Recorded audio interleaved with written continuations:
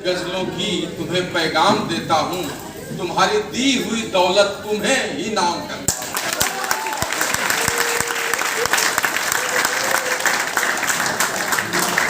आपका ये प्यार आपको लौटाता हूँ और इस चंपा नगरी में आकर मुझे इतनी खुशी हो रही है, मैं आपको बता नहीं सकता हूँ। लेकिन मैं यहाँ से जाने के बाद 2000 के बाद उतना ही रोया था जैसे युवक होकर कर्ण यहाँ से अपने रथ से निकला था और उसके माता पिता रोते हुए उस उल्टी राह में आदमी पीछे मुड़कर देख नहीं सकता, वो आगे ही बढ़ता है। And this was my story also with Bhagalpur. तो भागलपुर के लिए क्या प्यार है मैं तो बता ही नहीं सकता हूँ आपको। बार बार आती है मुझको मधुर याद बचपन तेरी, गया ले गया तू जीवन की सबसे मस्त खुशी मेरी, है ना। यहीं पर मैंने अपना बचपन देखा है, यहीं पर मोहल्ले का प्रेम मैंने इससे किया, यहीं मेरी फिल्म यश चोपड़ा और ऋषिकेश मुखर्जी जैसी मेरी जीवन की कहानी बनी। यहीं पर मैंने वो सब चीज़ें देखी जिसमें आदमपुर के उस CMS स्कूल में बैट लेकर जाकर प्रैक्टिस करता था अपने आदमपुर स्पोर्ट्स क्लब के लिए। यहीं पर मैंने उन सारे दोस्तों के साथ वो सब काम किया जो हर युवा करता है। परवत्ती की जलेबी और आदमपुर घाट की हरी सब्जी मैंने यहीं पर खाई और उल्टापुर के उस तरफ जाकर चूड़ा लाना और दुधेश्वरनाथ पर जाकर लस्सी पीना, वो सब तो यहीं की याद है और कहाँ की याद है। और वो सब कोई कैसे भूल सकता है, क्योंकि भागलपुर रेशम नगरी है ही इतनी सुंदर कि यहाँ पर जो भी आता है वो यहीं का होकर रह जाता है। गंगा किनारे शायद भारतवर्ष में इतना सुंदर कोई शहर नहीं है जितना सुंदर भागलपुर है, ये मैं दावे के साथ कहता हूं।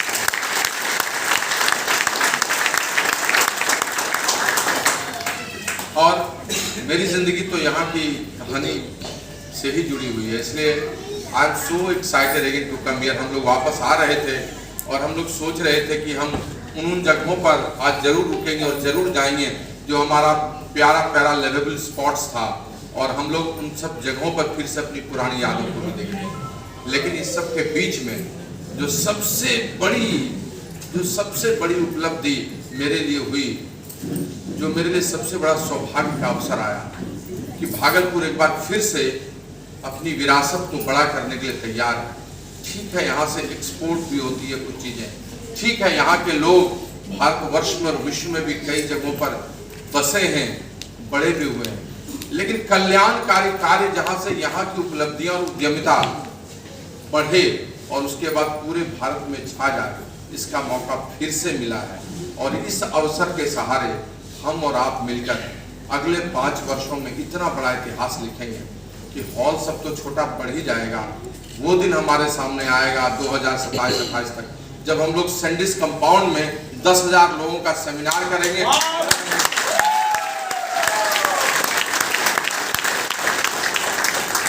आज आपके साथ कोई बड़ी मैसेज और संदेश और ये सब बात करने नहीं आया हूँ। आज बात करूंगा सच में फिर से बहुत सारे नए लोग होंगे अपने बिजनेस में बड़े होने की कहानी 25-30 मिनट की, क्योंकि आज इमोशनल हो गया हूँ तो आज रैली ही सही, कुछ वो बातें जो बातें आपके दिल को छुए, कैसे मैंने इस बिजनेस को बिल्ड किया। और हम लोग भी आपके जैसे ही थे, हम में कुछ ऐसा खास नहीं था जिससे हम इस बिजनेस में एक्स्ट्राऑर्डिनरी रिजल्ट पा सके, लेकिन इस बिजनेस ने क्या दिया है और क्या देता जा रहा है वो तो आपको बताएंगे। क्योंकि और कोई विश्वास करे या न करे, आप तो जरूर विश्वास करेंगे कि मैं जब इसी आदमपुर भागलपुर से पला बढ़ा, और अगर मेरे जैसा शख्सियत भी भागलपुर से उठकर विश्व तक जा सकता है तो आप में से हर एक आदमी क्यों नहीं जा।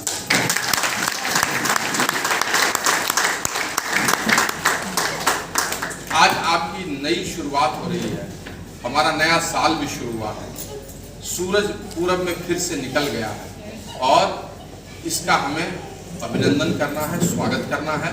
जो ये नई सफलताएं आपको मिलने वाली, आ रही रवि की सवारी, नवकिरण से रथ सजा है, कली कुसुम से पथ सजा है, बादलों के अनुचरों ने स्वर्ण की पोशाक धारी, आ रही रवि की सवारी। तो आज हम लोग इस नई सवारी पर चलेंगे। हम दोनों को आप जानते हैं और आप में से अधिकांश लोग जो नहीं पहचानते हैं तो उनको बता दूं, मेरा नाम प्रेमवत है। कुछ लोग तो यहाँ मुझे बबलू के नाम से भी जानते हैं। और अब हमारे बैच का सब लड़का बाहर चला गया है, अच्छी अच्छी जगहों पर पदस्थापित है और शायद यहाँ लौट कर लोग कम आते हैं, लेकिन भगवान ने मुझे ऐसा अवसर दिया कि मैं यहाँ बार बार लौट कर आ सकता हूँ। मेरी शिक्षा दीक्षा भी यहीं हुई और मेरी कहानी भी कहलगांव और भागलपुर में हुई, सब कुछ यहाँ पर हमारा हुआ। यहीं बगल में इस मोहल्ले में गंगा घाट के किनारे रहता था और टिपिकल मिडिल क्लास का लड़का था, 4 भाई 2 बहन, पिता प्रोफेसर, जूझते रहते थे, सैलरी इतनी थी, खर्च इतना सारा था, लेकिन उसी बीच में संस्कार मूल्यों को देते हुए हमें अच्छी पढ़ाई करा रहे हैं। हमें भी यह सब पता नहीं था कि जिंदगी में क्या अचीव करना है, कहाँ जाना है, लेकिन इतना पता था मिडिल क्लास वैल्यूज के साथ कि थोड़ी अच्छी पढ़ाई कर लेनी चाहिए।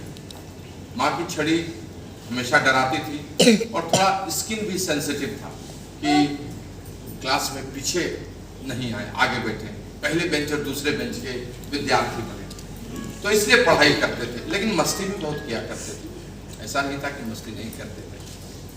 अच्छी पढ़ाई की, मैट्रिकुलेशन किया। आप लोग कितने लोग जानते हैं वो शारदा पाठशाला कहलगांव से, भागलपुर में केंद्रीय कॉलेज में एडमिशन, पिताजी यहीं आ गए थे, प्रोफेसर थे और हम लोग पढ़ाई करने में भी लग गए, खेलने में भी लग गए।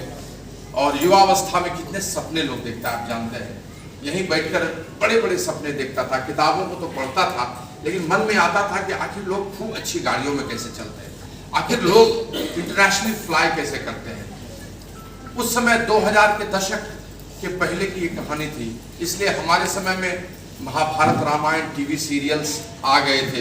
बुनियाद सीरियल हम लोग देखते थे, 10 बजे रविवार को पूरा रोड खाली हो जाता था और हम लोग उस संस्कृति में घुस गए थे और बड़ा अच्छा लगता था, वो ताना मारा बहुत अच्छा लगता था। लेकिन धीरे धीरे जीवन बदलता जा रहा था। मैं इंजीनियरिंग में चला गया, इंजीनियरिंग की पढ़ाई की 4 साल 5 साल की और बेस्ट एजुकेशन। उस समय मुश्किल से उंगलियों पर गिने हुए 4-5 इंजीनियरिंग कॉलेज थे, बिहार और झारखंड मिला के जो हमारा एक था, मुश्किल से 4-5 मेडिकल कॉलेज थे। तो जो लड़के क्वालिफाई कर जाते थे, आप समझिए कि क्या उसका वजूद होता था। और उस पढ़ाई के साथ मैं उत्तरोत्तर आगे बढ़ रहा, अच्छा कर रहा, लेकिन मन में बहुत सारी अभिलाषाएं थी, वो प्रकट नहीं हो रही थी, कैसे करें क्या करें। उसी बीच फाइनल ईयर जाते जाते मेरे घर के ठीक बगल में हमारे फादर इन लॉ जो नहीं रहे, उनका ट्रांसफर हुआ था, वो भी आ गए थे और सुनीता का वहाँ पर प्रवास हो गया, फिर वास हो गया। और इंजीनियरिंग कॉलेज से लौट कर आने के बाद वो जो गलियों का प्रेम होता है देखकर, वो मेरे भी परवान चढ़ा। मेरे सब भाई मुझे बहुत चढ़ाते थे और उसमें एक हीरोइक स्टाइल में आदमी को लगता था कि हम भी दिखा दें करके। मैंने प्यार क्या फिल्म आई थी,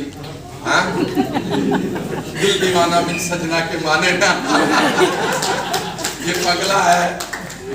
और उस समय का प्यार आज की प्यार की तरह नहीं था कि सोशल मीडिया से शुरू हुआ और 5 दिन में लोग मिल लिए और 7वें दिन में उनके साथ बैठकर रेस्टोरेंट में कैफे पी रहे।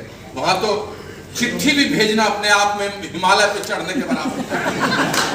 इसी तरह अपने किसी भाई को जुगाड़ करते थे, वो चिट्ठी लेकर जाए तो पीर बाबा पर जलेबी चढ़ाते थे और प्रसाद की तरफ भेजने के लिए जलेबी के नीचे में चिट्ठी डालते। और किसी दिन प्रेमिका का दर्शन हो जाए तो उस दिन सवेरे से रात तो फिर कहिए क्या बात है। This was the scenario in which we were living and we lived our life in that way, frankly speaking. लेकिन उसकी खूबसूरती और उसका मजा जो था वो कुछ नहीं था। नहीं, किसी ने गुलजार ने लिखी थी, बड़ा अच्छा गीत लिखा है कि हमने देखी है उन आंखों की महकती खुशबू, प्यार से इसे छू के रिश्ते का इंसान न दो। कितनी अच्छी बातें, कितनी अच्छी पंक्तियां हैं। तो वो मध्यवर्गीय जीवन, हम यशपाल, हम अज्ञेय और हम उस समय के समकालीन कथाकारों के कहानियों के पात्र थे, क्योंकि हम सब वैसे ही रहते थे। लेकिन दोस्त, जीवन इतना निर्मम होता है कि आपको वो हकीकत के रास्ते पर हमेशा लाता है और आपको चलना पड़ता है। 90 में हम लोगों की शादी हो गई, वो शादी भी एक मिसाल था, मैं फाइनल इंजीनियरिंग में था और हम लोगों ने धूमधाम से शादी की। लेकिन जीवन उसके बाद कड़वा होता चला गया। पास आउट होने के बाद लगा था अब तो मैं पास करूं और दुनिया मेरी मुट्ठी में, लेकिन बाद में हकीकत पता चला कि अब तो फिर तैयारी करनी होगी, फिर इंटरव्यू देना होगा। खैर वो भी किया। फिर उसके बाद लगा कि नहीं, ये नौकरी बहुत अच्छी नहीं है, ये नौकरी अच्छी होनी चाहिए, इसमें तो इतने पैसे मिल रहे हैं, तो सिविल सर्विसेज की तैयारी करने लगे। और सब हमारे मित्र कोई एनटीपीसी का आईएससी में चले गए, मैं टाटा स्टील इंजीनियर फोर्स सबको छोड़कर फिर से चौधरी टोला कि उस चौकी को तोड़ने लगा और तैयारी करने लगा।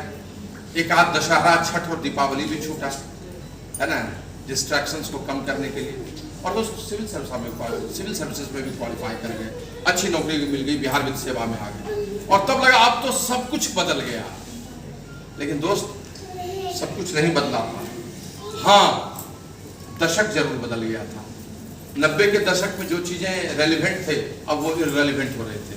वो HFT घड़ियां अब कोई नहीं पहनने लगा था, एम्बेसडर को कोई नहीं देखने लगा था, डायनोरा टीवी अब इररेलिवेंट हो गया था, कोडैक की अंतिम सांसें गिन रहा था, और हमारा बजाज, हमारा प्यारा बजाज अब उसको कोई नहीं देख रहा था। टेक्नोलॉजी पीछे जा रहा था और एक नई इबादत लिखी जा रही थी।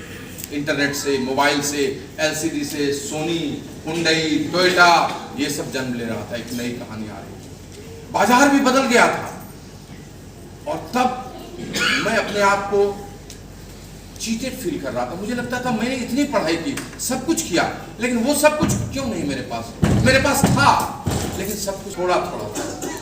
वो नहीं, वो निकाह एक फिल्म आई थी उस समय, तो उसका एक गीत है कि हम वफा करके भी तन्हा रह गए, दिल के अरमा आंसुओं में बह गए। तो अच्छा जिंदगी था, ऐसा नहीं था कि कुछ खराब था, लेकिन इतना भी बढ़िया नहीं था कि वो लाइफस्टाइल मेरी थी। सब कुछ था लेकिन थोड़ा थोड़ा। मैं हमेशा बोलता हूँ कि मैं था किंतु हम नहीं थे। मैं अपनी जिंदगी तो नहीं चला पाता था। खुशियां थी लेकिन खुशियों की थैली नहीं थी, और जीवन था किंतु जीवन शैली नहीं थी, लाइफस्टाइल नहीं था। जैसे चाहता वैसे जीवन जी नहीं सकता था। दौलत की सही परिभाषा नहीं थी। अमीर बनना एक अलग बात है, लेकिन दौलत पाना एक अलग बात है। और वो सारी चीजें मैं समझ चुका था, क्योंकि मैंने पढ़ाई खूब की थी, पिताजी ने संस्कार दिए थे, बहुत सारी किताबों को देखा था। तो जीवन का रहस्य समझ में आ गया था। यह भी समझ में आ गया था कि एक ही जिंदगी है, एक ही बार जिंदगी मिली है, और मौका इसी में खोजना है।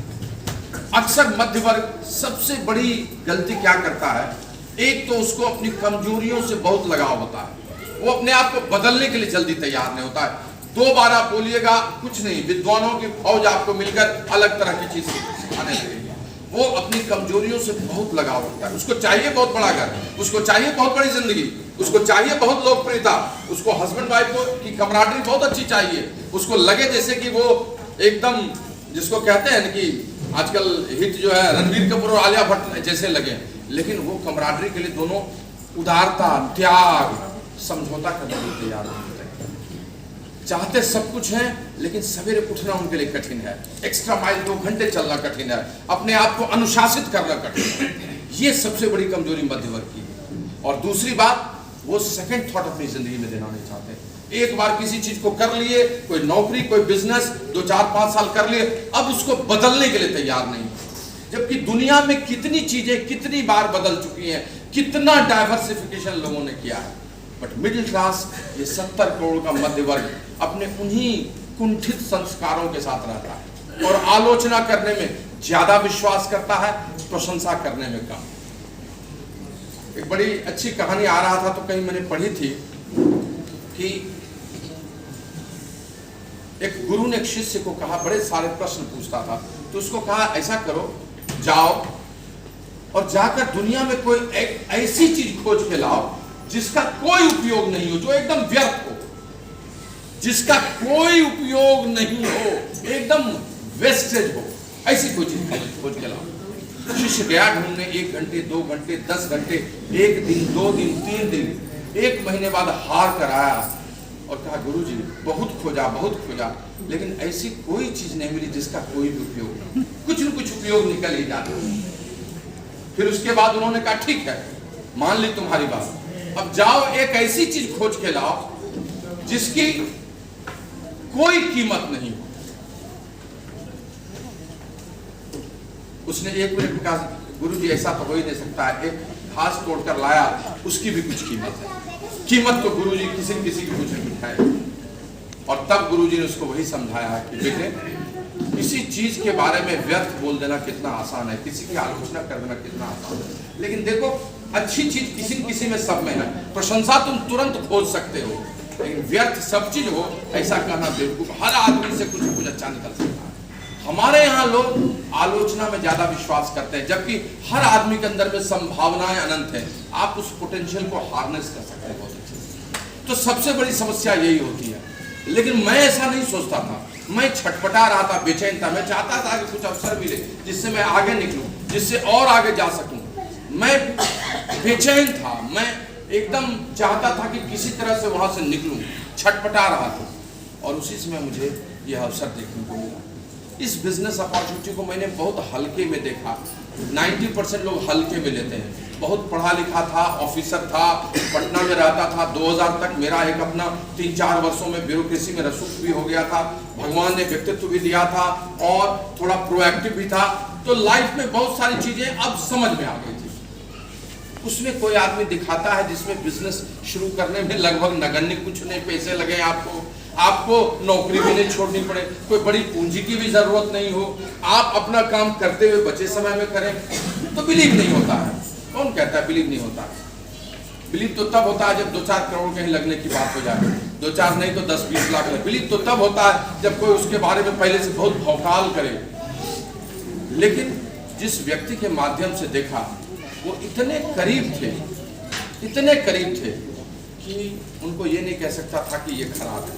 उनके घर पे गया दोपहर में, इस बिजनेस को देख, और मैं 2-3 लोगों के साथ बैठा। एक जर्नलिस्ट थे बैठे हुए, बड़े सीनियर जर्नलिस्ट थे, मैं था और एक और आदमी, 3 आदमी थे हम लोग। और बिलीव मी, आप विश्वास कीजिए, घुसते ही मुझे ऐसा लगा जैसे कुछ लोग किसी प्रोडक्ट्स को मुझे बेचने की कोशिश कर रहे हैं। और ये संघर्ष मेरा शुरू का रहा भी है, मैं आपको बताऊंगा। मुझे सहसा कुछ भी विश्वास नहीं हुआ, लेकिन 15-20 मिनट होते होते वो कनेक्ट बनने लगा। मुझे बहुत अच्छा लगने लगा सुनना, क्योंकि वो बातें बहुत ही तार्किक कर रहा था और प्रासंगिक, रेलेवेंट कर रहा था, आगे बढ़ने की बात कर रहा था। कोई बात अगर प्रभावी करे तो क्यों आपको बुरा लगेगा? जैसे अभी मैं आ रहा था तो किसी ने कहा कि रिश्ते मोतियों की तरह होते हैं, जो अगर टूट कर गिर जाए तो झुक के उठा लेना चाहिए। अब देखिए कितनी अच्छी बात है। क्यों नहीं? रिश्तों को बचाने के लिए झुकने में क्या दिक्कत है? क्योंकि वो आपसे फिसल कर फिर निकल जाते हैं। तो अच्छी बातें तो सबको अच्छी लगती है। बहुत अच्छा लगा मुझे जब पूरा बिजनेस प्लान प्रेजेंट कर दिया, तो मैंने कहा यार ये तो अच्छी चीज है, मैं भी कर सकता हूँ। और उसने कहा कल से शुरू करो, और कल से शुरुआत कर दी। लेकिन शुरू करना और फिर निर्णय लेके उसको अपने गोल्स में कन्वर्ट करना और फिर उसको रोज के कैलेंडर में डालना, ये तीनों जो लोग मिला लेते हैं सफल वही होते हैं। जैसे सूर्य, चंद्रमा और पृथ्वी जब एक सीधी रेखा में आते हैं तो ग्रहण लगता है। उसी तरह से आपको किसी ने कोई अवसर दिखाया, उसको आपने स्वीकार किया, उसको आपने अपने लक्ष्य में बदला और रोज की जिंदगी में उसको डाल दिया, कहीं न कहीं केंद्र में या परिधि पर, बट परिधि के अंदर में डाल दिया, तो ये तीनों एक रेखा में आ जाती है और फिर चीजें बदल जाती है। अच्छा तो लगा, मैंने उसको कन्वर्ट नहीं किया गोल्स में। नतीजा क्या हुआ?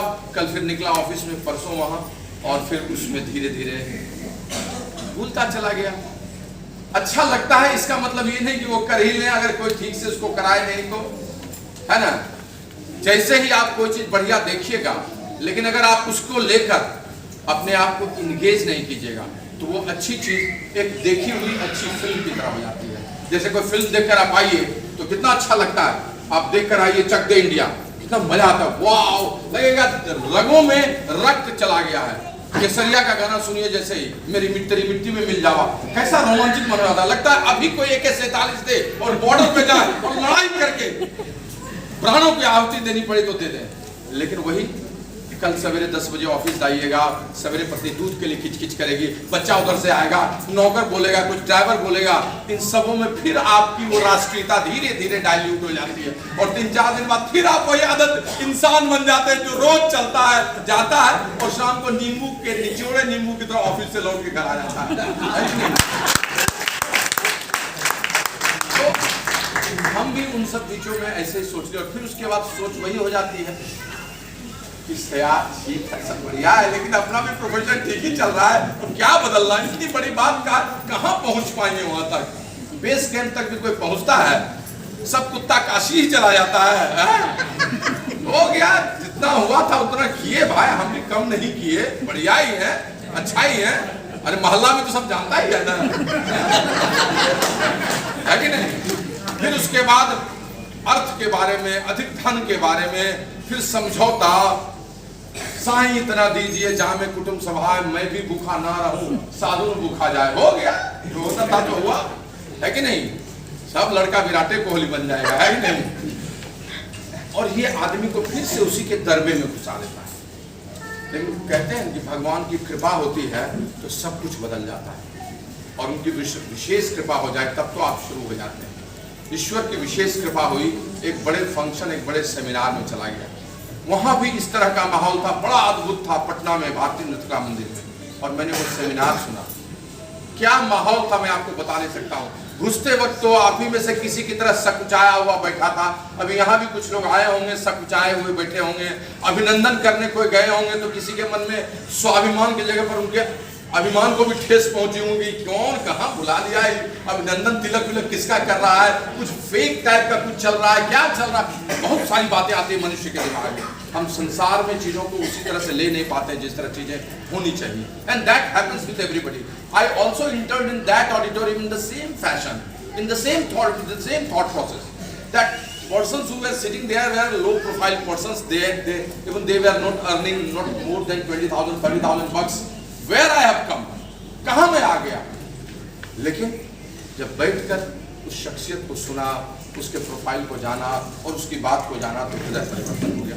वो स्टीवन कोवे का जो कहते हैं पैराडाइम शिफ्ट वो हो गया।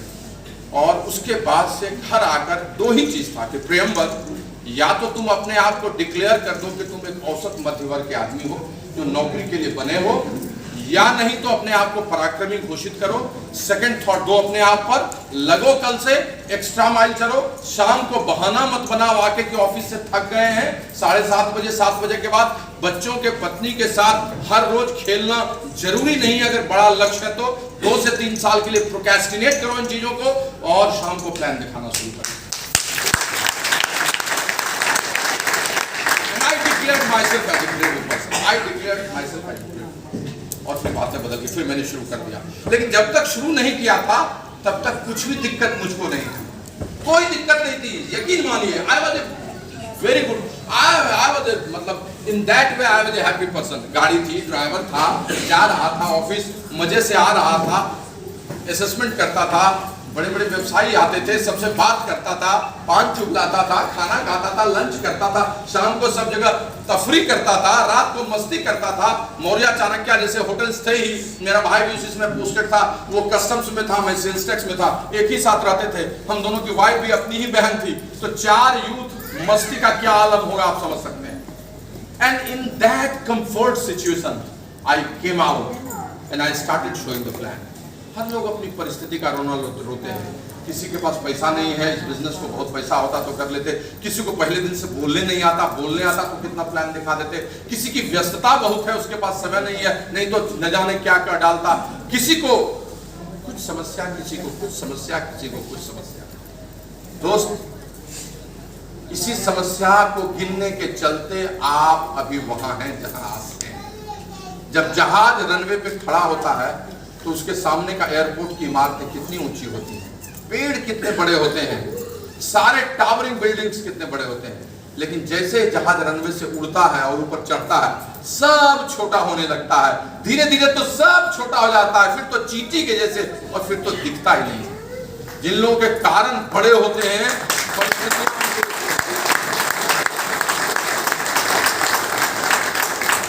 and I decided and I started. लेकिन संघर्ष पीछा नहीं छोड़ता है। जैसे आप शुरू कीजिएगा, संघर्ष आपका पीछा करने लगेगा, फटाक से आपके पीछे लग जाएगा और आपको दबोचना शुरू करेगा। स्ट्रगल, जैसे ही स्ट्रगल होने लगे, समझिए कहानी अच्छी चल रही है। आपका क्षेत्र कोई भी हो, लेकिन संघर्ष ही आपको उपलब्धि तक मिल जाएगा। और यह सच है दोस्तों, मैंने भी जैसे शुरुआत किया, संघर्ष प्रारंभ, अलग अलग तरह का संघर्ष। प्रारंभ में लोगों को ये समझाने का संघर्ष कि मैं अच्छी चीज कर रहा हूं और ये बिजनेस बुरा नहीं है। प्रारंभ में यही समझाने में मेरा समय जाता था that this business is worthwhile and I am telling right thing। लोग कहते क्या प्रेमवत, क्या फंस गए हो। कुछ लोग तो ये भी कहा कि प्रेमवत सस्पेंड वगैरह हो गया है क्या। नौकरी को छोड़ के कुछ करने वाला, बहुत सारी चीजें, बहुत सारी बातें हो रही थी। ये संघर्ष था, लोगों को बताने का मैं बता नहीं पाता था, शर्मा के मैं लोगों के सामने ठीक से बोल भी नहीं पाता था। इस संघर्ष से शुरू के 6 महीने रहा, आपको भी हो रहा होगा। कुछ लोग तो मेरे बिजनेस को छोटा सा बिजनेस कह देते थे, लगता था जैसे कि किट ले गए हैं तो एक ग्लिस्टर को बेचने का बिजनेस, यानी कोई परचून की दुकान मैंने खोल ली है। अब मैं उनको बताता क्या, कितनी बात किसको बताता, सबको। उनको लगता था कि मैं साबुन बेचता हूँ, soaps, I was selling soaps, but gentleman I was selling hopes. मैं तो आशाओं का सौदा। आदमी को किसी प्रोडक्ट्स के बारे में बताने में, उसको बेचने में शर्म लगती है, लेकिन वो अपनी जिंदगी भर अपना समय और अपनी प्रतिभा बेचते रहता है, इसमें कोई शर्म नहीं लगती है, हाँ? कोई शर्म नहीं लगती है। जिंदगी भर वो एक कॉन्ट्रैक्ट कर लेता है, उसमें कोई शर्म नहीं लगती है। दोस्त, आपका बेटा IIM अहमदाबाद से पास आउट करके 40 लाख के पैकेज में किसी एक कंपनी में जाता है और एक प्रोडक्ट बेचता है, आपको उसमें शर्म नहीं लगती है, लेकिन वो अपनी उद्यमिता के लिए निकलकर अपना बिजनेस बड़ा करता है, उसमें शर्म लगने लगती है। सोचिए क्या सोचा। अभी मैं अपनी बेटी के साथ बात कर रहा था तो मैंने पूछा उससे, मेरी बेटी भी बड़ी हो गया, विवाह है, करेंगे 1-2 साल, बेटा कैसा वर्क तुम्हारे लिए ढूंढे, तुम्हारी पसंद का। उसने अभी तक किसी से प्यार वार किया नहीं है, कुछ बात करे तो उसने साफ शब्दों में कहा कि अगर आपको बुरा नहीं लगे तो ऐसा वर्क ढूंढिएगा जो मेरे से, जिसको मेरे माता पिता अच्छे लगे, जिसको मैं अच्छी लगूं, और जो उद्यमिता की ओर जाना चाहे, जो एंटरप्रेन्योरशिप की ओर जाना चाहे। I like it। तो आज की बात है, लेकिन मैं उस समय की बात करता, मुझे ये सब कुछ पता नहीं था। ये पहला संघर्ष था। दूसरा संघर्ष था शुरू में कुछ लोगों को लाने का, वो लाने की शुरुआत की, प्लान दिखाने का, रिजेक्शंस को सुनने का। किसको सुनना अच्छा लगता है, नो जाइए तो, लेकिन बाद में किताबों में सब में पढ़ा कि रिजेक्शंस सफलता की सबसे पहली चीज है। बाद में समझा कि नौकरी के लिए 10 लाख लोगों में 9 लाख लोगों को रिजेक्ट किया जाता है, 9.5 लाख लोगों को रिजेक्ट किया जाता है। उनके रिजेक्शंस का तरीका प्रिलिमिनरी एग्जामिनेशन है, मेंस एग्जामिनेशन है। बाद में समझा कि इस दुनिया में जिन लोगों ने चेंजेस अपने अंदर में लाए हैं, उन लोगों ने रिजेक्शंस को सहा है। बाद में जाना कि दुनिया के सब बड़े लोग इसी प्रोसेस से गुजरे। कौन डेल कार्नेगी की किताब को पढ़ने जाता, उस पगले को जो बार बार फेल हो रहा था, यहाँ तक कि पत्नी भी उसको छोड़ के गई थी। कितना रिजेक्शंस। लिंकन को कौन राष्ट्रपति बनाने वाला था 50 साल पहले, कोई जानता, जो हर चुनाव में हार गया था। निराला की कविताओं को तो प्रेस और प्रकाशक लेते भी नहीं थे, जो सबसे बड़ी कवि हमारे अधुनातन साहित्य के हुए, उनकी कविताएं कोई प्रेस नहीं लेता था। इतना रिजेक्शन उन्होंने सुना। बनारस के पंडों ने तुलसीदास के इस रामचरितमानस को रिजेक्ट किया था। Can you believe it? This is all about. मैं जा रहा था, लास वेगस में था, बड़े ट्रिप में, तो हमारे साथ 45 साल से जो डायमंड ट्रिप में जा रहे थे और 55 साल से जो एयरलाइंस में जा रहे थे, Peter and Eva Miller, founders crown ambassador, उनके साथ यॉट में, पर्सनल यॉट में था, एंड वी वर एंजॉयिंग। तो उनसे मैंने पूछा कि जो एक चीज जिसको सबसे अधिक आपने एक्सेप्ट किया वो क्या था? उन्होंने कहा रिजेक्शंस। क्योंकि प्रेमत जानते हो, अगर रिजेक्शंस में नहीं लेता तो मैं फाउंडर्स क्राउन एम्बेसडर नहीं बनता। मैंने कहा कैसे? कहा प्रेमत जाओ घर में और एक एक्सपेरिमेंट कर लेना 1 साल, या किसी को एग्जाम्पल दे देना, तुम 2 बाल्टी खरीद लो, एक बड़ी बाल्टी, एक छोटी बाल्टी। जाओ तुम किसी को प्लान दिखाओ, या कोई भी चीज काम करते हो, प्लान दिखा के आओ। अगर वो नो बोलता है तो तुम 1 लोटा पानी बड़ी बाल्टी में डाल देना, कोई यस बोले तो 1 लोटा पानी छोटी बाल्टी में डाल देना, छोटी बाल्टी, और तुम्हारा उद्देश्य हो बड़ी बाल्टी को जल्दी से भर दो, और लगातार बड़ी बाल्टी में तुम लोटा से पानी दो। तो मैं प्लान दिखाता, नो नो नो, ज्यादा मिलता था तो बाल्टी उसमें देता था। बाल्टी का उन्होंने कहा कि जिस दिन तुम नो वाला बाल्टी भर दोगे, उसके कई महीने पहले यस वाली बाल्टी भरी होगी।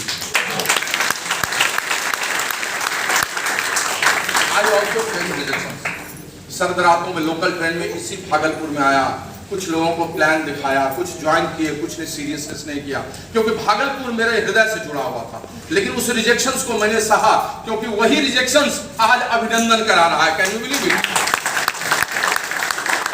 लोगों को प्लान दिखाया, उनको बताया, उनको समझ में नहीं आया। बहुत सारे लोग आए जिन्होंने शुरुआत की, किंतु अपने कारणों से चले गए। लोग रिप्लेस होते रहे, लेकिन मैं रिप्लेस नहीं हुआ। लेग्स को मैंने रिप्लेस कर दिया, लेकिन मुझे कोई रिप्लेस नहीं कर सका। दुनिया की सबसे बढ़िया कृति, सबसे बढ़िया सृजन जो है वो संतान है, बच्चे का पैदा होना, इस संसार में आना। लेकिन बच्चे के पैदा होने के लिए जिस एक कारण को सबसे अधिक दिया जाता है वो है प्रेशर, रिजेक्शन। डिलीवरी रूम में डॉक्टर्स नेचुरल नॉर्मल बर्थ कराना चाहती है और कहती है और जोर लगा, और जोर से रिजेक्ट करो। वो बच्चे को अगर एक्सेप्ट करके रख लेगी तो बच्चा पेट में ही रह जाएगा, लेकिन वो रिजेक्ट करती है और जिस मोमेंट में सबसे ज्यादा रिजेक्शन होता है बच्चा उसी में निकल के बाहर आता है।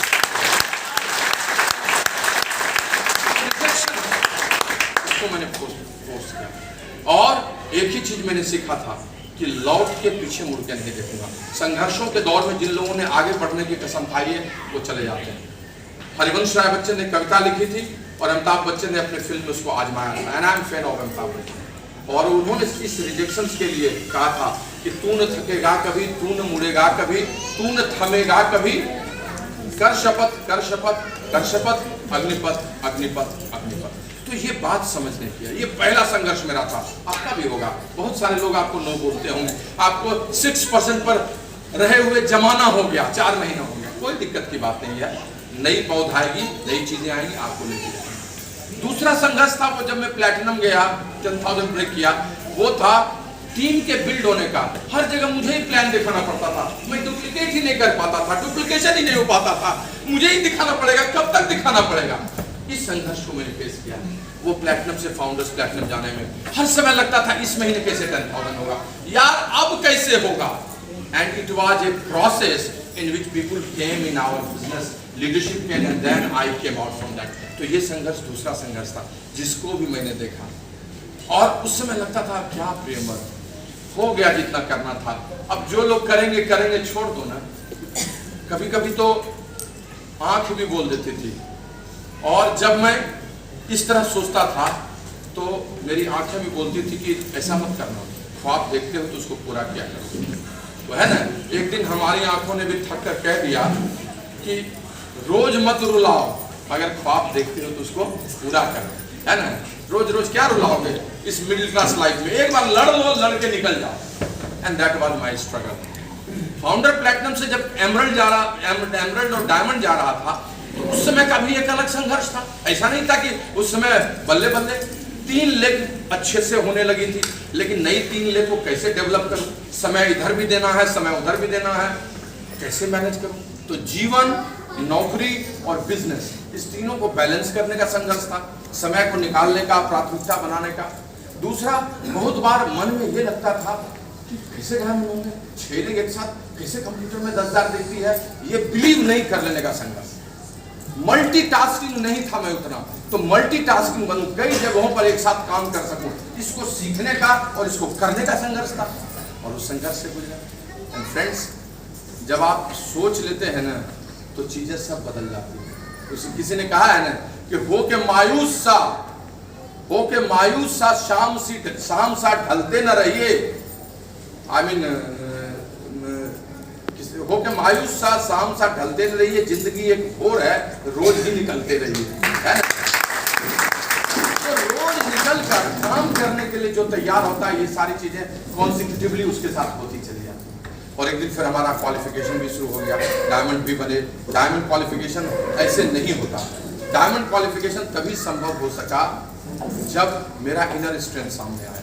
और इनर स्ट्रेंथ तब सामने आया जब मुझको फील्ड में उतरकर रियल सेंस में उसने संभाला जो मेरे पीछे है। जोरदार ताली दीजिए।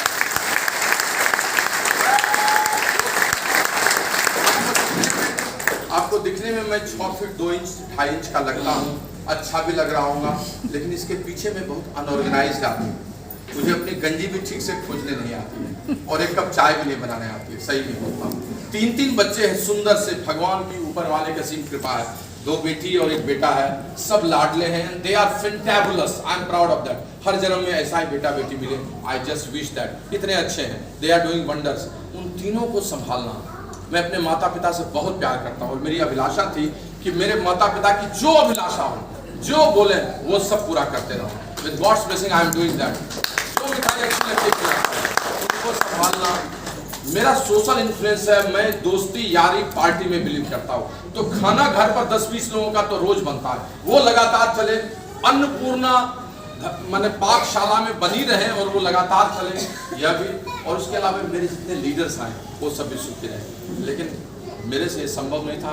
प्लस मैं अरबी घोड़ा में बहुत तेज चलता हूँ, थोड़ा लगाम लगाना भी जरूरी है। इस सब को करने के लिए शी इज परफेक्ट, और उसने संभाला, और तभी मैं इन सबों से मुक्त होकर डायमंड शिफ्ट कर सका। शी इज ऑल्सो बेटी of Bhagalpur, she also born and brought up here, and she is doing wonders in our team. और आज के डेट में जो चाहे वो ये पाती है, और मैं भी बहुत खुश हूँ। And she is here to say to you not messages, rather more blessings. जोरदार तालियां दीजिए।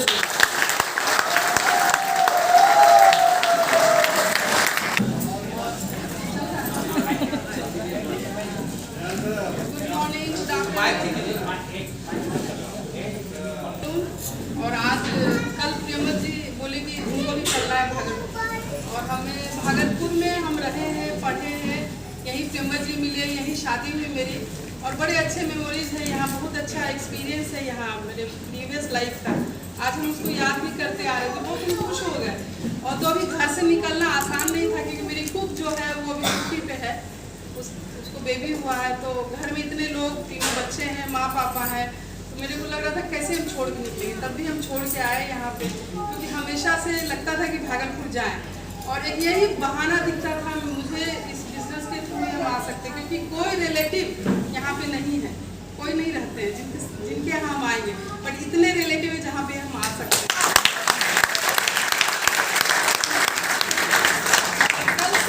कल से मेरे बैक ऑफ मेमोरी में चल रहा है भागलपुर की पूरी पुरानी यादें, और हम रास्ते में प्रियमत को बहुत चीज़ याद कराते आ रहे थे, और इस बिज़नेस को लेके प्रियमत जी जितनी बातें की, और वो सब बिज़नेस भी बैक में मुझे सब याद आ गया कि कैसे हम लोग बिज़नेस में आए थे। तो हम यही मैसेज देना चाहेंगे कि आप लोग बहुत अच्छे बिज़नेस में हैं, बहुत अच्छे इंसान हैं, और जो भी कमी रहती है इस बिज़नेस को जो बिल्ड करते हैं दिल से, वो अच्छे हो जाते हैं। तो ये बिज़नेस बहुत ही प्यारा है, और 21-21 साल हो गए इस बिज़नेस में, आई थिंक अब 22 साल हो गए इस बिज़नेस में। और इस बिज़नेस के पहले हम 17-18 साल यहाँ रहे, इनफैक्ट 85 से हम यहाँ पे रहे, 16-17 साल लगातार। तो समझिए मेरी अच्छी ज़िंदगी यहाँ पे गुजरी, और फिर हम लोग पटना शिफ्ट हो गए। वहीं पे प्रियमत जी बहुत अच्छे जॉब में थे, बहुत अच्छी लाइफ मेरी सेटल्ड लाइफ थी, कुछ और करने की कोई न तमन्ना थी मेरी, न कोई ज़रूरत थी, बट एक्साइटेड होकर बिजनेस लेके आए प्रियमत, तो दिमाग में थोड़ा चला।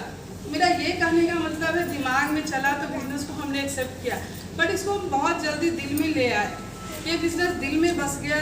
तब से कभी इस बिजनेस में कोई चुनौती मुझे नहीं फील हुआ, और हम बहुत दिल से इस बिजनेस को बिल्ड किए। एक बेटी थी 1.5 साल की, बहुत अवेटेड, 9 इयर्स के बाद उसका जन्म हुआ था, तो हम लोग उसको लेके बहुत ये रहते थे एक्साइटेड। इस बीच में ये बिजनेस आया, वो भी बहुत खुश होती थी जब लोग घर में आते थे, तो वो भी मेरे बिजनेस बिल्ड करने का एक कारण हुआ। हम लोग दोनों बहुत खुश होते थे, बहुत पुराने लोग, बहुत पुराने फ्रेंड्स, बहुत पुराने रिलेटिव को टच करना, लोगों को बुलाना, लोगों के घर जाना मुझे बहुत पसंद था। तो ये बिज़नेस शुरुआती दौर में मुझे बहुत पसंद आया, लोग आने लगे मेरे घर में और बिज़नेस चलने लगा। प्रियमत जी बहुत एक्साइटेड रहते थे। और प्रियमत जी, मैं ये बोलूँ कि प्रियमत जी मुझे मिले 90 से 3-4 साल पहले चले जाइए। प्रियमत जी से जब मेरी शादी हुई तो मेरा उसी से मिलेगा कि लाइफ मेरा सेट हो गया है, मुझे किसी चीज़ की चिंता नहीं करनी है। तो इस के चलते प्रियमत जो भी लेकर आया उसको हमने दिल से एक्सेप्ट किया और इस बिज़नेस को समझने की कोशिश की। प्रियमत ये बिज़नेस भाग रहा था, मुझे कुछ समझ में नहीं आ रहा था, बट इसके प्रोसेस में मुझे बहुत इंजॉय कर रहे थे हम इस बिज़नेस को। और जब बिजनेस बहुत जल्दी हम लोग सिल्वर चले गए, एक चेक भी आया, तब हम थोड़ा सीरियस हुए कि इस बिज़नेस को हमको समझ के करना होगा और इस बिज़नेस को हम कंटिन्यू करें तो हम भी बराबर में आपकी तरह, हम नौकरी की तरह कुछ कमा सकते हैं, सपोर्ट कर सकते हैं, हम दोनों मिल के करें। क्योंकि प्रियमत का बहुत चैलेंजिंग और बहुत डिमांडिंग जॉब था, तो प्रियमत अपनी जॉब में बिजी रहते थे और बहुत ही बीच में निकल के इस बिज़नेस को भी बिल्ड करते थे। बहुत एक्साइटमेंट का माहौल रहता था घर में और ऐसे करके हम लोग डे टू डे आगे बढ़ते गए। फिर सेकेंड वाली बेटी हुई, फिर बेटा हुआ, जब डायमंड शिप था उसी समय बेटा हुआ। और हम लोग डिसाइड करते गए और डे टू डे अपने पिन को लेते गए। प्रेमवत चैलेंज जब बहुत ज़्यादा हो गया और इधर बहुत सेटल हो गया लाइफ, तो अपने जॉब को भी छोड़ दिए। और आज हमको याद आ गया प्रेमवत जैसे बताया, कुछ लोगों को सच में लगता था कि जॉब में ही कुछ चैलेंज आया, जो ये नौकरी, इतनी बड़ी नौकरी को कैसे छोड़ सकता है इतनी आसानी से। बट बहुत किसी को समझाने की जरूरत नहीं लगी, हम लोग इतने हैप्पी रहते थे, घूमते फिरते थे, घर का माहौल इतना अच्छा था, लोग समझ गए कि लोग दूसरे पाथ पे चला गया, नौकरी बहुत मायने नहीं रखता है इसके लिए। और ऐसे करके लाइफ चेंज हो गई और इस बिज़नेस को हम लोगों ने बहुत दिल से लिया और इस बिज़नेस को बिल्ड किया। हम ओमप्रकाश भैया को नमन करते हैं कि इतना अच्छा संस्कार दिए यहाँ के बिज़नेस के लोगों को। आज हम बहुत इमोशनल हो गए थे।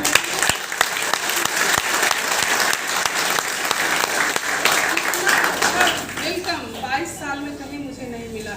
बाय हार्ट आप लोगों ने वेलकम किया, इसलिए हम यहाँ से आप लोगों को जितने कपल हैं, जितनी लेडीज है, इस वेलकम के लिए इस बिजनेस को बिल्ड कर लीजिए, सब मिल जाएगा।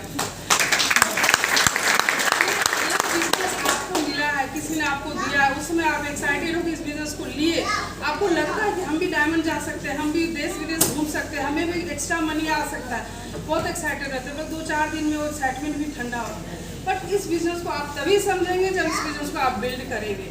ये बिजनेस कोई ना एक दिन में, एक महीना में, एक साल में कोई नहीं आपको समझा सकता। आप जब अपनी तरीके से इस बिजनेस को दिल से और दिमाग से जब एक्सेप्ट करेंगे और बिल्ड करेंगे, तभी आप इस बिजनेस को समझ पाएंगे। हम तो लकी को ये बोलते हैं कि अगर ये सब लाल ड्रेस पहनी है, अगर हमें भी बोल देती थी इसी के रंग में हम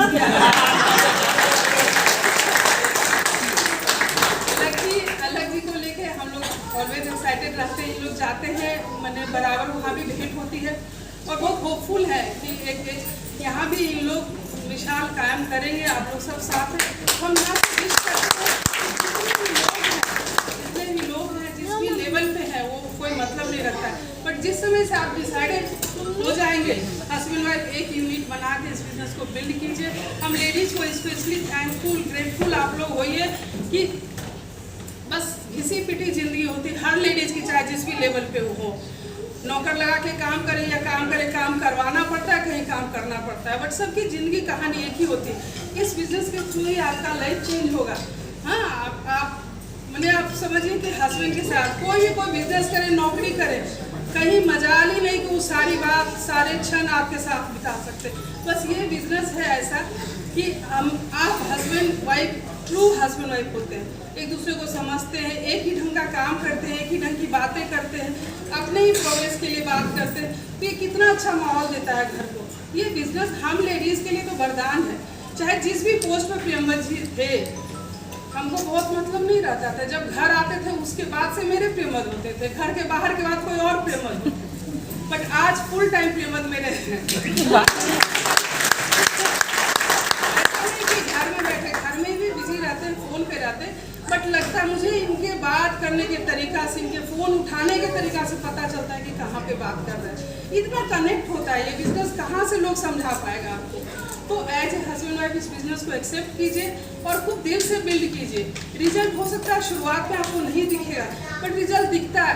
हमें पता है कि हम लोग शुरुआत के दिनों में जहाँ जहाँ काम किए थे, कोई आदमी इस बिजनेस में नहीं है, लेकिन ऊपर वाला के खाते में सब लिखा रहता है, कहीं ना कहीं रिजल्ट आपको देता है। बच्चों के रूप में बच्चे इतने प्रोग्रेस किए, बच्चे इतने संस्कारी हैं, उस रूप में भी इस बिजनेस का ही परिणाम है कि अच्छे बच्चे निकले हुए। बहुत कम मेहनत में बहुत अच्छे बच्चे निकल गए, बहुत कम मेहनत में हम लोग बहुत अच्छे कपल निकले, बहुत कम मेहनत में अच्छा सोच, अच्छा विचार, अच्छा ग्रूमिंग, लोगों को अच्छा सर्व करने का संस्कार आया, पता भी नहीं चला इस बिजनेस को बिल्ड करते करते। तो इस बिजनेस को बिल्ड कीजिए। प्रोडक्ट तो इसका बाय प्रोडक्ट है, प्रोडक्ट तो कहीं ना कहीं हम यूज करते थे, जब बिजनेस है तो अपना प्रोडक्ट हम यूज करते हैं। तो इस बिजनेस को जो हार्ट में ले आया और जो अपने ही रूटीन के सर्कल में डाल दिया, उसके लिए बिजनेस आसान हो जाता है। ऐसा क्या कोई समझ सकता है कि मेरे साथ चैलेंज नहीं था, आज भी हम चैलेंज को ही छोड़ के यहाँ पे आए, बट हम समझते हैं कि ये बिजनेस हमको ज़्यादा मज़ा देगा और ज़रूरत भी है और हमें भी ज़रूरत है। हम यहाँ पे आए, ये एक्साइटमेंट, ये वेलकम लेके जाएंगे, वहाँ के लोगों को दिखाएंगे वीडियो, वहाँ के लोगों को बताएंगे, वहाँ के लोग मोटिवेट होंगे।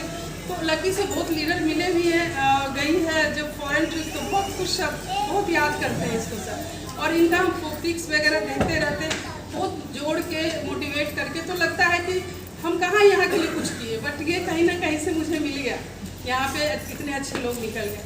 तो आप बिजनेस खूब दिल से बिल्ड कीजिए, दिमाग मत लगाइए, आपको कहीं ना कहीं भगवान अपने खाते में नहीं रखते। जब हम मजदूरी दे देते तो भगवान मजदूरी का नहीं रखता है, तो मान के रखिए। तो लोग सोचने लग जाते हैं, लोग अपनी ही कमजोरी में फंस जाते हैं, अपनी ही आदतों को चेंज नहीं करते, लोग डाउट करने लगते हैं, लोग को समझना नहीं चाहते, उसी समय बिजनेस कमज़ोर हो जाता है और वो लोग अपने ही गलत चीज़ों के कारण मजबूत हो जाते हैं, तो बिजनेस पीछे हो जाता है। जिस समय आप इनोसेंट हो जाएंगे, जिस समय आप बिजनेस को दिल में ले आएंगे, ये बिजनेस कहीं से भारी नहीं लगेगा। आपको 4 लोग नहीं सुनेंगे, आप 4 लोग ढूंढ लेंगे, लोगों की कमी नहीं है। और सब लोगों से प्यार कीजिए, सबों का रिस्पेक्ट कीजिए, सबों को सुनिए, और जो लोग हैं आपके साथ या जिनको आप लाना चाहते हैं उनको समझिए वो क्या करना चाहते हैं। आप एक बार उनको बिजनेस बताओ, एक बार वो कैसे समझ जाएंगे, उनका अपना एक आदत है, वो एक अपने वातावरण में रहते हैं। औरतों को हम लोग कहते हैं कि नहीं सुनती नहीं, अरे उनका एक स्ट्रक्चर है, उनकी फैमिली में कौन कौन लोग रहते हैं, बड़े बुजुर्ग हैं, बच्चे हैं, उनकी हैबिट है दिन में खा पी के अंधेरा करके सोने की आदत है, उनको टीवी देखने की आदत है, उसको एक दिन में कैसे बदलेगा? आप अपने व्यवहार से, आप अपने पॉजिटिव ऑरा से उनको चेंज कर सकते हैं, उनको मोटिवेट कर सकते हैं कि आपका लाइफ चेंज हो सकता है। ये लाइफ तो बहुत सिंपल सा है, ये तो आपको मिल ही गया, बट अगर एक्स्ट्रा कुछ आपको लेना है तो इस बिजनेस को बिल्ड कीजिए, आपको सब मिलेगा।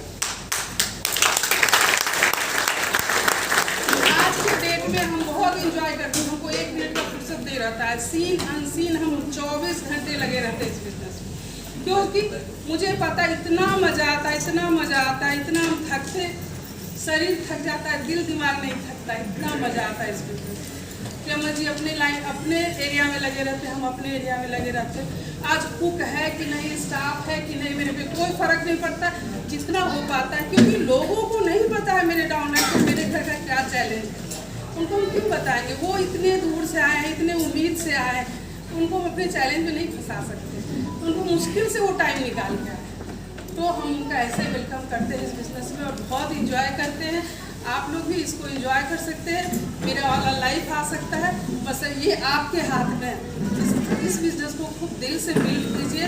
ये मंथ में पीवी नहीं हुआ, वो नहीं सुना, उस चक्कर में बिल्कुल मत फंसिए। कोई ना कोई अगर दिल से जोड़ेंगे इस बिजनेस को, कोई ना कोई पीवी करने वाला आपके बिजनेस आएगा।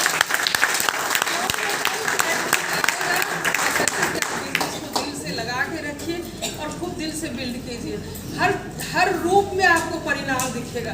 हम किसी को बिजनेस बताते हैं तो ये बोलते हैं कि आपके बच्चे बहुत अच्छे हो जाएंगे, आप बहुत अच्छे हस्बैंड वाइफ हो जाएंगे, हम केवल बताते कि आप बाहर घूमने जाएंगे, आपको पैसा आएगा। बट ये क्यों होता है?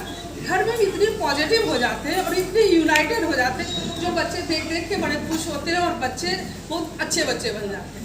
उसका कोई सिलेबस नहीं है, और जो सिलेबस लेके पढ़ाते हैं उनके बच्चों का चांस कम अच्छा होने का होता है। बट ये बिजनेस से जो जुड़े हुए हैं और जो बिजनेस को दिल से बिल्ड करें, उनके बच्चे तो अच्छे होने ही होने। तो आप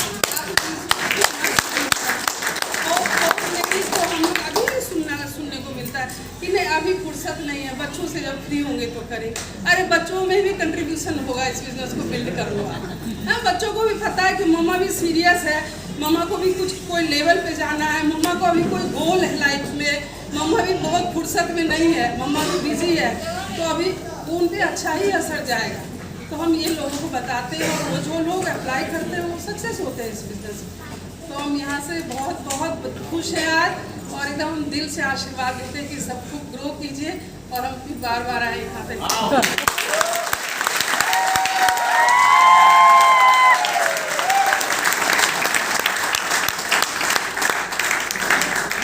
पहले वाली बात नहीं है जो जयशंकर प्रसाद लिखा करते थे कि नारी तुम केवल श्रद्धा हो, विश्वास रजत नग पक्कल में, पीयूष स्रोत से बहा कर वो जीवन के सुंदर संपत्ति। बल्कि अब उसके अलावे नारी शक्तिमान हो गई है और वो पग पग पर आपको साथ देने के लिए खड़े हैं। और हमारी टीम में तो बहुत सारी ऐसी लेडीज फोर्स हैं, लेडीज पावर गन है जो पुरुषों से भी बढ़कर बिजनेस को बिल्ड कर रही है और चीजों को बदल रही है। तो जोरदार तालियां अपनी ये सारी नारी शक्ति।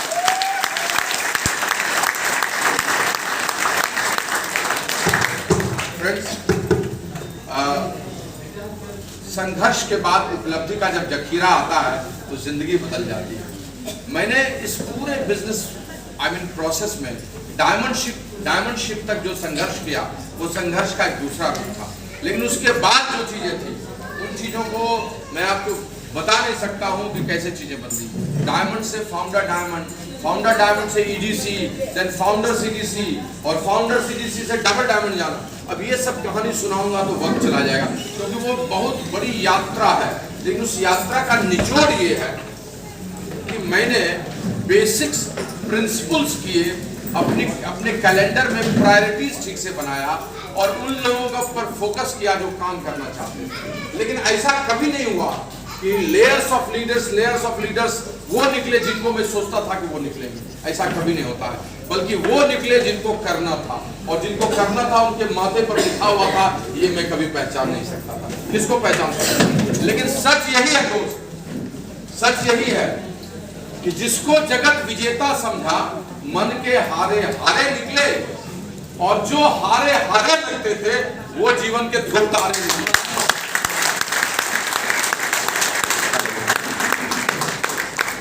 किस लेग में कितने लोग निकल जाएंगे और कौन निकलेगा, ये पहले दिन कोई प्रेडिक्ट नहीं करता है, लेकिन